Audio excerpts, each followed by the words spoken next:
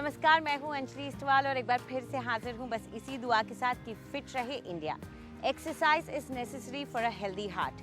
ये तो हम सभी जानते हैं कि कसरत जरूरी है अगर आप चाहते हैं कि आपका दिल स्वस्थ रहे, लेकिन कितनी एक्सरसाइज जरूरी है, कितना आपको करना चाहिए, ये बता रहे हैं हमारे डॉक्टर। हार्ट के लिए एक्सरसाइज बहुत ही अच्छी प्रक्रिया है। वैसे भी व्यायाम करना चाहिए, बट हार्ट के मरीजों को भी करना चाहिए। दो तरह के पेशेंट्स और population I like to divide. एक है जिनको कोई हार्ट की प्रॉब्लम नहीं है, नॉर्मल हार्ट फंक्शनिंग है, उनके लिए 30 to 40 minutes of brisk walking is what we want. सिर्फ टहलने से काम नहीं चलता, आपको बिल्कुल एक फोकस होके fast as you can you should walk. दिक्कत ये होती है कि 40 मिनट को चल नहीं पाता अगर शुरुआत करें, तो I generally tell my patients to start with 10 to 20 minutes of fast walking. बातचीत नहीं करनी है उस दौरान, और धीरे धीरे उसको हफ्ते भर हफ्ते बढ़ाते जाएं। 30 से 40 मिनट की exercise which would include fast walk, jogging, any kind of cycling अगर करते हैं, समर्स में स्विमिंग कर सकते हैं, और उससे हफ्ते में करीब 4 बार भी कर लेते हैं। Not necessarily, some people are not able to do it every day. 4 times a week is considered good. The mentioned exercise I have told you, what should not be done. We don't advocate non-cardiac exercise like lifting heavy weights. तो body building जो करते हैं, aerobic exercises हम advocate करते हैं, aerobic नहीं करते। सो दंड बैठक लगाना, पुशअप्स करना, they are good for young people, they have to do it within limit, but they are not considered good for the heart. The second I said, जिनको हार्ट की मरीज को बीमारी है, चलने से सांस फूलता है, वो तो 40 मिनट नहीं चल पाएंगे। सो जनरली उनको हम कहते हैं सिम्टम लिमिटेड एक्सरसाइज। जितने में उनकी चलने से सांस नहीं फूलता उतना करेंगे, जब सांस फूलने लगता है तो रेस्ट करेंगे, आराम पड़ जाता है, फिर चल लेंगे। आपकी आंखों की सेहत के लिए क्या खाना अच्छा है, ये जानिए हमारी न्यूट्रिशनिस्ट से। आईसाइट पे बात करते हैं। बहुत जनों की आईसाइट कमज़ोर होती है, जो आके मुझसे पूछते हैं कि इसे कैसे एनहांस करें या इसे कैसे इम्प्रूव करें। तो आपको खाने, जैसे फूड वाइज मैं आपको बताती हूँ, फ़िश खाने से काफ़ी आईसाइट में फ़र्क आता है, क्योंकि इसमें ओमेगा 3 होता है। जो लोग फ़िश नहीं खाते हैं या वेजिटेरियंस है, वो फ़िश के बदले आप फ़िश ऑयल खा सकते हैं, या फिर आप फ़िश ऑयल भी अगर ना प्रयोग करते हो तो नट्स खा सकते हैं। आप भिगा के नट्स, जैसे कि पिस्ता हो गया, अखरोट हो गया, काजू हो गया, ये नट्स का प्रयोग कर सकते हैं। इनमें भी ओमेगा 3 फैटी एसिड्स होते हैं, जो आपकी आईसाइट और नर्वस सिस्टम को एनहांस करते हैं। दूसरा, विटामिन ए बहुत बेनिफिशियल होता है आईसाइट इम्प्रूव करने में। वो बहुत अच्छी मात्रा में एग्स में पाया जाता है, तो अगर आप एग्स का प्रयोग करते हैं तो भी आपकी आईसाइट अच्छी होती है। पालक जैसी हरी सब्जियों से भी आईसाइट बहुत बेहतरीन होती है, तो आप अंडे के साथ पालक को मिला के एग वाइट ऑमलेट बना के यूज़ कर सकते हैं, तो दोनों चीज़ आपकी बॉडी में इकट्ठे ही जा सकती है।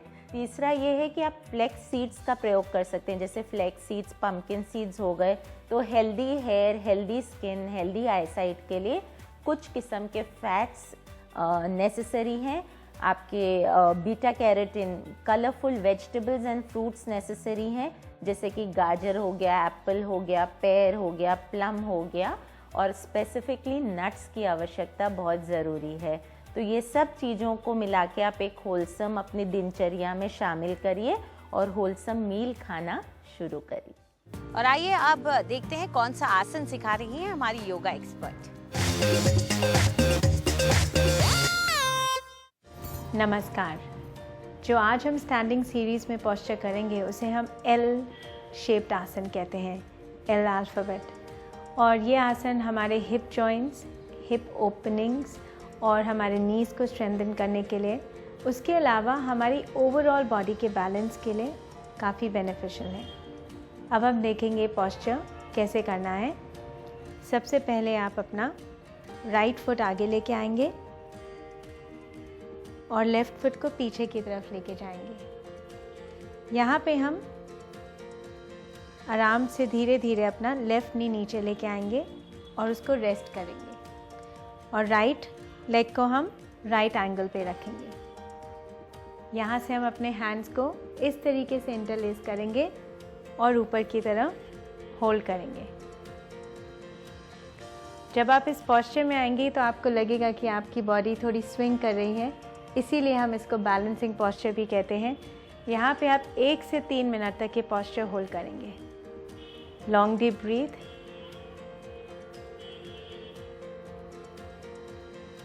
एक्सेल करते हुए यहीं से हम दूसरी तरफ भी वापस मुड़ेंगे और दूसरी लेग से यही 1 से 3 मिनट तक रिपीट करेंगे इसी एल शेप को। आज के लिए इतना ही। नमस्कार। अगर आपको वक्त से पहले झुर्रियाँ पड़ने लग गई हैं तो चिंता मत कीजिए, क्योंकि हमारी ब्यूटी एक्सपर्ट आपको एक स्पेशल मास्क बनाना सिखा रही हैं।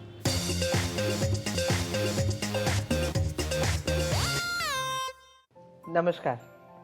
अगर आपको रोसेसिया या प्रीमेच्योर रिंकल्स एंड एक्ने की समस्या है, आज हम बात करेंगे एक स्टेबलाइजिंग मास्क के बारे में जो आपकी स्किन में पीएच बैलेंस न्यूट्रल कर देता है एंड इवन आउट करेगा।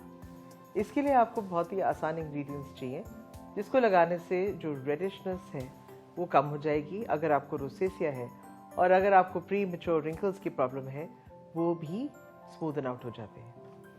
इसके लिए हमें चाहिए बेसन। बेसन आपको मालूम है सदियों से हमारे यहाँ इस्तेमाल हो रहा है, ना सिर्फ खाने में लेकिन नेचुरल ब्यूटी रेमेडीज़ में ही, जैसे कि वटने बनाने, फेस मास्क बनाने एंड क्लेंजर्स के तौर पे। तो हमें 2 चम्मच बेसन डालेंगे इसमें, 1 heaped teaspoon of thick cream, और इसमें थोड़ा सा पानी, जिसमें 1 चुटकी नमक। इन सारी चीज़ों को आप धीरे धीरे मिक्स कर लें। कई लोग बेसन और मलाई को मिक्स करते हैं और मैं उनको मना करती हूँ, क्योंकि बेसन आपकी त्वचा से ऑयल निकालता है और मलाई मॉइस्चर देती है। सो इस मास्क में हम क्यों 2 ऑपोजिट प्रॉपर्टीज़ की इंग्रेडिएंट्स इस्तेमाल कर रहे हैं, वो इसलिए क्योंकि जब आपके स्किन के ऊपर ये 3 समस्याओं हो की प्रॉब्लम हो तो आपको बेसिकली उसको स्टेबलाइज करना है, जिसकी वजह से हमने उसमें नमक डाला है। एंड यू कैन सी कि अगर आप इसमें नमक नहीं डालते इसकी इतनी स्मूथनेस आती ही नहीं। कैन यू सी ये इतना थिक है that it won't even fall of the spoon. अपने स्किन को क्लीन करने के बाद ये लेप आप पूरी स्किन पे लगा लीजिए। जब ये पूरी तरह सूख जाए तब आप इसको पानी से पैट करके धीरे धीरे वॉश ऑफ कर दें, and then splash your face first with milk and then with water. और आप देखिए कि अगर आप रेगुलरली इस मास्क को यूज़ करेंगे, विच इज़ अप्रॉक्सीमेटली हफ्ते में 2 बार, आपकी रोसेसिया, प्रीमेच्योर रिंकल्स एंड एक्ने सब गायब हो जाएंगे। सी यू टुमारो। फिट रहे इंडिया में आज इतना ही। आपको हमारा कार्यक्रम कैसा लगा हमें जरूर बताएं। आप अपनी राय हमें ईमेल कर सकते हैं fit@ndtv.com पर। चाहे तो आप हमारे साथ ट्विटर पर भी जुड़ सकते हैं। इस्तेमाल कीजिए #फिट रहे इंडिया। फिलहाल पूरी टीम को इजाजत दीजिए। नमस्कार।